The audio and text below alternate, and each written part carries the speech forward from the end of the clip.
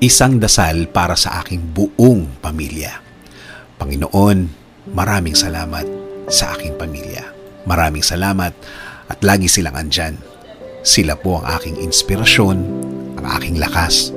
Sila po ang nagiging kakampi ko sa mga pagsubok ng buhay at laging nakaalalay kapag kailangan ko ng suporta.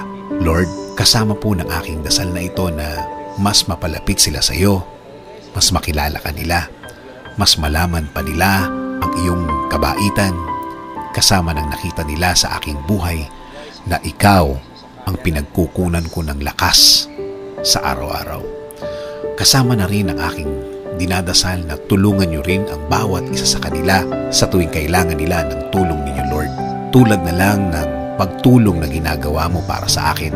Every time na kailangan ko po ng tulong niyo, palagi niyo silang samahan at protektahan sa lahat ng oras.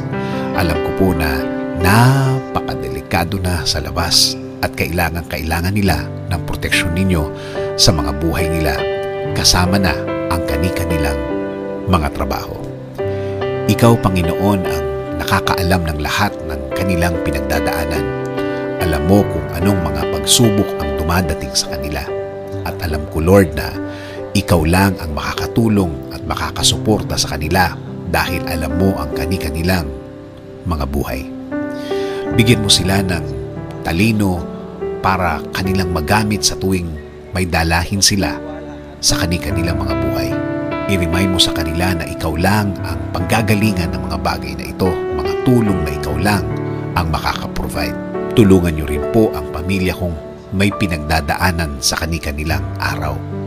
Mga taong ayaw magsalita tungkol sa kanilang mga problema at nagdesisyon na lang na manahimik na lamang